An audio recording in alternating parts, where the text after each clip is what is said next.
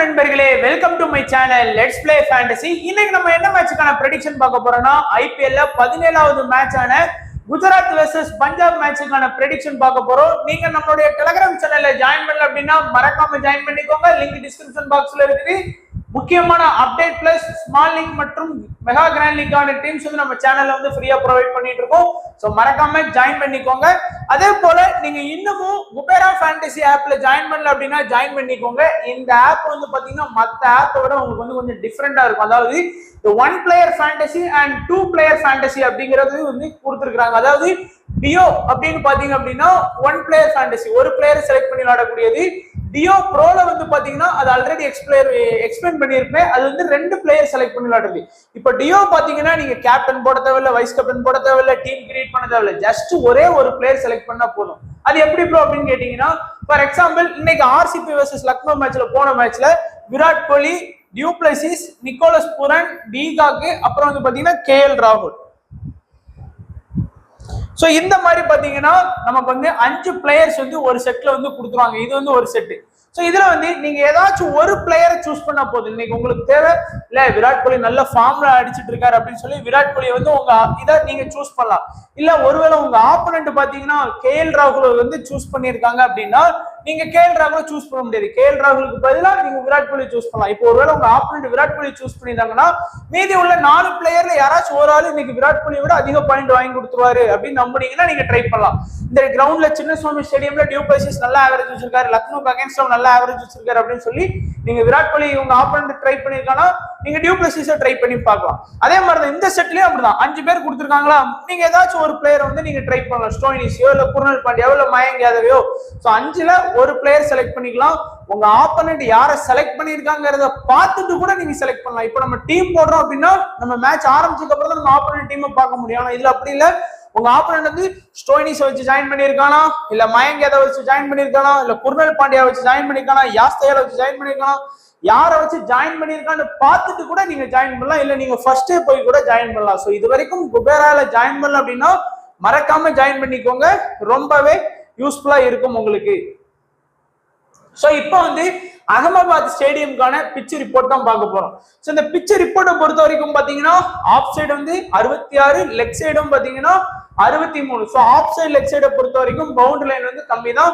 Of சைடை விட leg side வந்து கொஞ்சம் கம்மியா தான் போட்டிருந்தாங்க. ஸ்ட்ரைட்லயே வந்து பாத்தீங்கன்னா எப்போதும் ஐபிஎல்ல போடுற மாதிரி 73 மீட்டர் நார்மலா தான் போட்டிருக்காங்க. ரொம்ப ஹைலாம் கிடையாது. பிச்சோட வியூவையும் பாத்துக்கோங்க. சோ லாஸ்ட் மேட்ச் வந்து பாத்தீங்க அப்படின்னா 3:30 மணி மேட்ச்.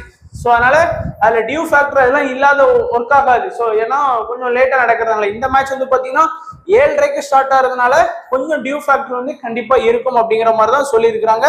சோ அகமதாபாத்ல எப்படியான ரெக்கார்ட்ஸ் நடந்திருக்கு அப்படின்னு பார்க்கலாம். இந்த சீசன்ல பார்த்தோம் அப்படின்னா 2 மேட்ச் வந்து நடத்திட்டாங்க. ஒண்ணு வந்து பாத்தீங்கன்னா GT versus MI match. So 24 March 2024 பாத்தீங்கன்னா ஜிடி வெர்சஸ் எம்ஐ மேட்சை பொறுத்த வரைக்கும் ஜிடி வந்து 168 ரன் தான் ஸ்கோர் பண்ணாங்க. ஆனா அதை வந்து எம்ஐயால பாத்தீங்கன்னா ஸ்கோர் பண்ண முடியல. பட் அது வந்து ஈஸியான டார்கெட் தான். அகமதாபாத்ல 168ங்கிறது ரொம்பவே கம்மியான டார்கெட். ஆனா அதை வந்து அடிக்க முடியாம 6 ரன் வித்தியாசத்துல பாத்தீங்க அப்படின்னா மும்பை வந்து தோத்தாங்க, ஜிடி வந்து வின் பண்ணாங்க. அண்ட் எப்போ சொல்ற மாதிரி இந்த பிட்ச்ல வந்து ஃபாஸ்ட்டுக்கு வந்து நல்ல சப்போர்ட் இருக்கும் ஸ்பின்னரை கம்பேர் பண்ணும்போது. இது வந்து பாத்தீங்கன்னா 31 மார்ச் 2024 எஸ்ஆர்எச் வர்சஸ் ஜிடி வந்து 162 ரன் வந்து எஸ்ஆர்எச் அடிச்சாங்க. அது ஜிடி வந்து ஈஸியாவே ஸ்கோர் பண்ணிட்டாங்க. அண்ட் 7 விக்கெட் வித்தியாசத்துல வின் பண்ணிருக்காங்க. இதுலயும் வந்து பாத்தீங்கன்னா ஆல்மோஸ்ட் ஃபாஸ்ட் தான் வந்து அதிகமா விக்கெட் எடுத்திருக்காங்க. சோ என்ன பொறுத்த வரைக்கும் இந்த கிரவுண்ட்ல ஒரு 180 பிளஸ் போனாலுமே செகண்ட் பேட்டிங் பண்ற டீம் நினைச்சா ஈஸியா வின் பண்ண முடியும் அப்படிங்கிறது தான். சோ அது மட்டும் இல்லாம ஃபாஸ்ட் பவுலர்ஸை பொறுத்த வரைக்கும் இந்த பிட்ச்ல வந்து நல்லாவே விக்கெட் ஸ்கோர் பண்றவங்களோட வாய்ப்பு வந்து அதிகமாவே இருக்குது. அண்ட் ரெக்கார்ட் வைஸா பாத்தீங்க அப்படின்னா டோட்டலா நமக்கு வந்து இந்த ஸ்டேடியம்ல நரேந்திர மோடி ஸ்டேடியம்ல 2 மேட்ச் நடந்திருக்கு. ஒரு பேட்டிங் ஃபர்ஸ்டும் ஒரு பேட்டிங் செகண்ட் வின் பண்ணிருக்காங்க. ஸ்கோர் வந்து 150, 169க்குள்ளே 4 இன்னிங்ஸ் ஸ்கோர் பண்ணிருக்காங்க. High score GT 168, low score MI 162. So இன்னைக்கான நம்ம மேட்சுக்கான கிவ்அவேல ஜிடி வெர்சஸ் பஞ்சாப் இந்த மேட்ச்ல யாரு வின் பண்ணுவோம் அப்படிங்கறத ஃபர்ஸ்ட் क्वेश्चनआகவும், ரெண்டாவது क्वेश्चनல எந்த பவுலர் வந்து அதிகமா விக்கெட் எடுப்பாங்கங்கறதையும், மூணாவது क्वेश्चनல இந்த பர்టిక్యులர் மேட்ச்ல யார் அதிகமான ஃபேண்டசி பாயிண்ட் வாங்கி கொடுப்பா அப்படிங்கறத கமெண்ட் செக்ஷன்ல சொல்லிட்டு போயிருங்க. வீடியோவை மறக்காம லைக் பண்ணிட்டு கமெண்ட் பண்ணிருங்க. ஸோ இப்போ வந்து பிளேயர்ஸோட ஹெட் டு ஹெட் ஸ்டாட்ஸ் வந்து நம்ம பார்க்க போறோம். ஸோ மொத்தம் வந்து பாத்தீங்கன்னா ஜிடிக்கும் பஞ்சாபுக்கும் 3 மேட்ச் நடந்திருக்கு. இதுல 2 மேட்ச் வந்து ஜிடி வின் பண்ணிருக்காங்க, 1 மேட்ச் தோத்துருக்காங்க. அவங்களோட high score 190, low score 143. Punjab வந்து ஜிடி கிட்ட 1 மேட்ச் வின் பண்ணிருக்காங்க, 2 மேட்ச் தோத்துருக்காங்க. ஹை ஸ்கோர் 189, லோ ஸ்கோர் வந்து 153. So high score low score 2 டீமுமே கொஞ்சம் டிஃபரெண்டா தான் இருக்கு. ஸோ பாத்துக்கோங்க. அண்ட் இப்போ வந்து பவுலர்ஸோட பேட்டில் பார்த்துடலாம். ஸோ பவுலர்ஸோட பேட்டில் பார்க்கணும் அப்படின்னா சுப்மன் கில்ல பொறுத்த வரைக்கும் சிங்கு பால்ல 1 டைம், ரபடா பால்ல 4 டைம், ராகுல் சகர் பால்ல 2 டைம், சாம் கரன் பால்ல 1 டைம் வந்து விக்கெட் விட்டுருக்காரு. விருத்திமான் சகா ரபடா பால்ல 3 டைம். ஸோ ரபடா வந்து டேஞ்சர். ஸோ பாருங்க, கில்லுக்கும் அவுட் ஆகியிருக்காரு நிறைய டைம் வந்து, அண்ட் விருத்திமான் சகாவே அவுட் ஆயிருக்காரு. ஸோ ரபடா வந்து ஓப்பனிங் பவுலர், 2வது ஓவர் அதுக்கப்புறம் பாத்தீங்கன்னா 4வது ஓவர் இந்த மாதிரி பவுல் பண்ணுவாரு. ஸோ அதனால மேபி விக்கெட் எடுக்கிறதுக்கான வாய்ப்பு இருக்குது. அடுத்து வந்து சாய் சுதர்சன சிங் 1 டைமும், ராகுல் சகார் 1 டைமும் விக்கெட் எடுத்திருக்காங்க. டேவிட் மில்லரை சிங் 1 டைமும், ரபடா 1 டைமும், சாம் கரன் 2 டைமும், லிவிங்ஸ்டோனும் 1 டைம் வந்து விக்கெட் எடுத்திருக்காரு. அதுக்கடுத்து விஜய் சங்கரை பொறுத்த வரைக்கும் சிங் 1 டைமும், ரபடா 1 டைமும் விக்கெட் எடுத்திருக்காங்க. ராகுல் திவாட்டியாவை பொறுத்த வரைக்கும் ரபடா 3 டைமும், சாம் கரன் வந்து 1 டைம் வந்து பாத்தீங்கன்னா விக்கெட் எடுத்திருக்காங்க. ஸோ பவுலர்ஸ் பேட்டில் பார்த்துக்கோங்க.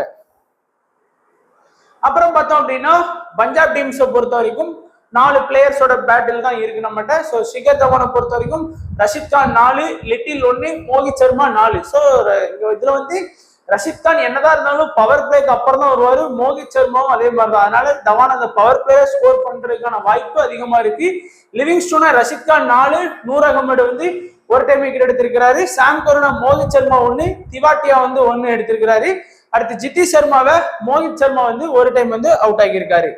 ஸோ இப்போ நம்ம டைரக்டா வந்து பாத்தீங்கன்னா ப்ரெடிக்ஷன் வந்து ஸ்டார்ட் பண்ணிடலாம். ஸோ ஃபர்ஸ்ட் வந்து பார்த்தோம் அப்படின்னா 2 இன்னிங்ஸ் ஓபன் பண்ணக்கூடியது ஜிடில வந்து விருத்திமான் சகா அண்ட் சுப்மன் கில் 2 பேருமே இம்பார்ட்டன்ஸா. நம்ம வந்து சகா வந்து பாத்தீங்கன்னா எல்லா மேட்சுமே ஒரு 20+ ரன் ஆடி கொடுத்துருவாரு.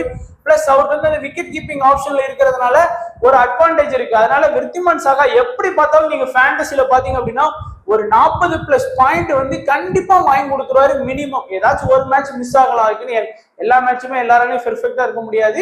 ஆனா பட் குறையாம வந்து பாத்தீங்கன்னா ஒரு ஆவரேஜா 40 பாயிண்ட் வாங்கி கொடுத்துருவாரு. கில்லி என்னதான் ஆடினாலும் சரி ஆடாட்டினாலும் சரி அவர் ஒரு இம்பார்ட்டன்ட் பிளேயர். ஸ்மால் லீக்ல எல்லாம் ட்ரை பண்ணாம போக முடியாது.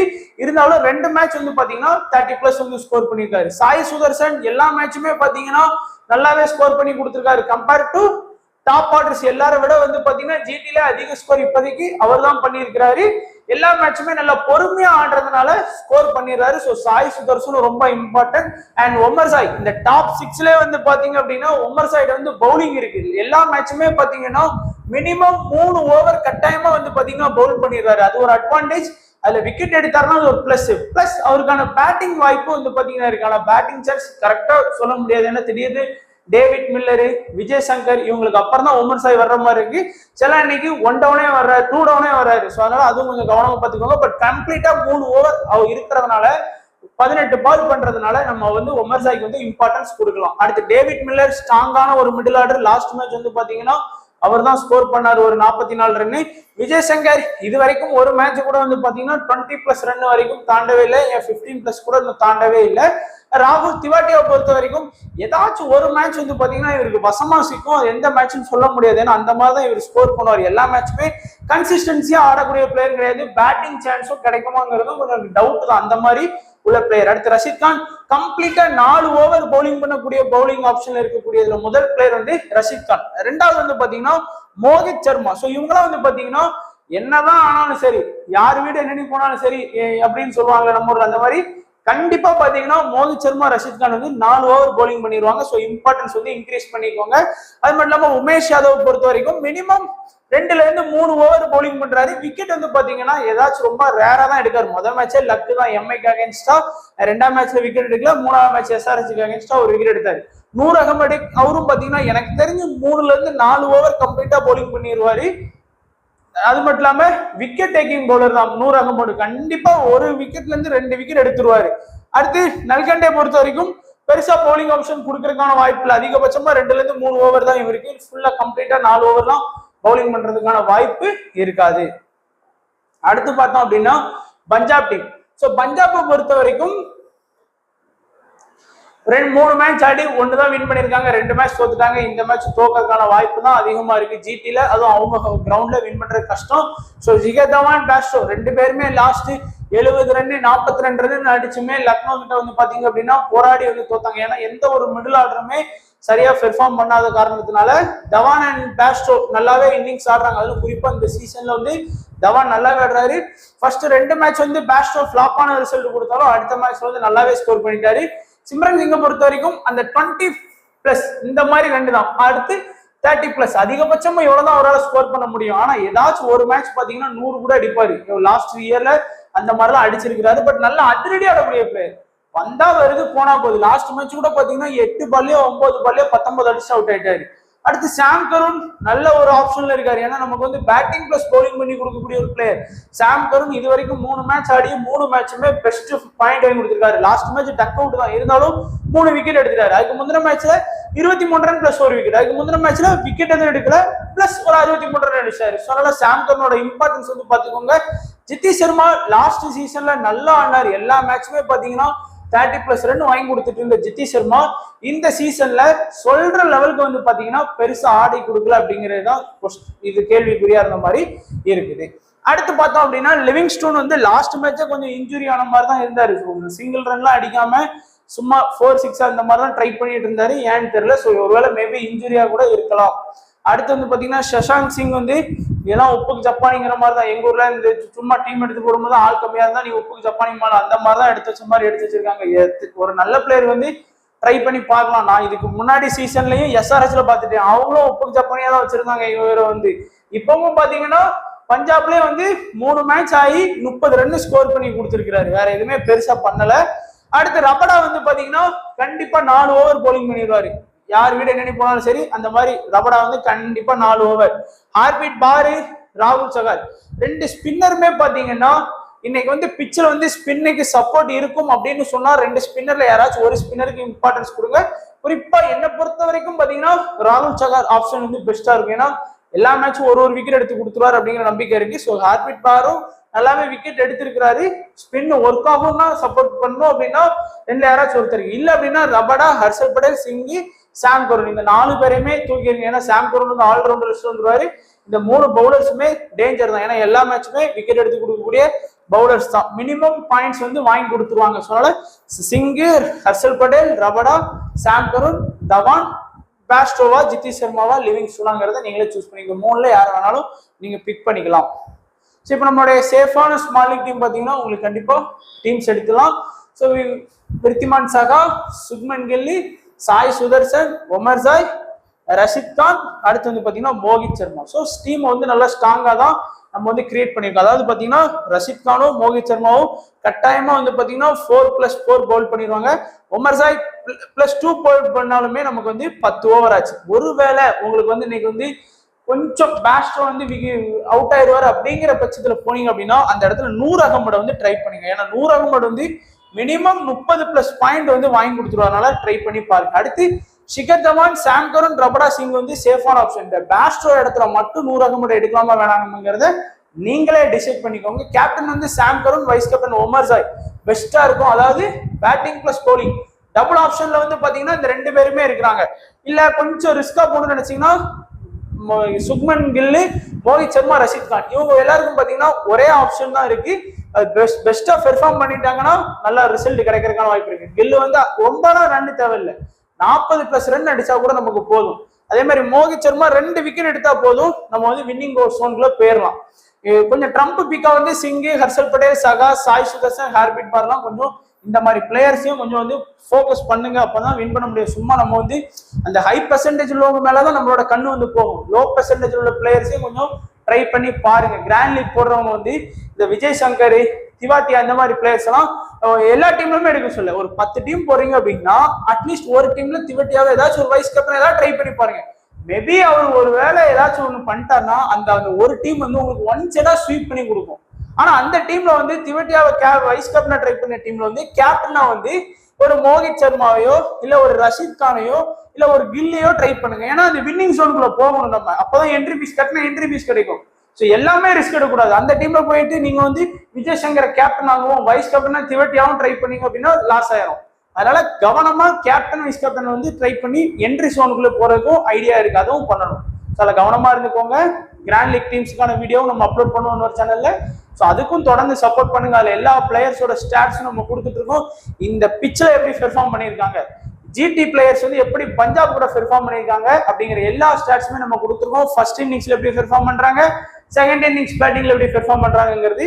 ஸோ மறக்காம பண்ண வேண்டியது வீடியோவை லைக் பண்ணுங்க. உங்க ஃப்ரெண்ட்ஸ் யாராச்சும் நம்மளோட இந்த ட்ரீம் லோன் மாதிரி ஃபேண்டசி விளையாண்டுட்டு இருந்தாங்கன்னா அவங்கள்ட்ட சொல்லி நம்ம சேனல்ல ஜாயின் பண்ண சொல்லுங்க. ஸோ வீடியோ பார்த்த எல்லா நண்பர்களுக்கும் நன்றி, வணக்கம். தேங்க்ஸ் ஃபார் வாட்சிங் நண்பா.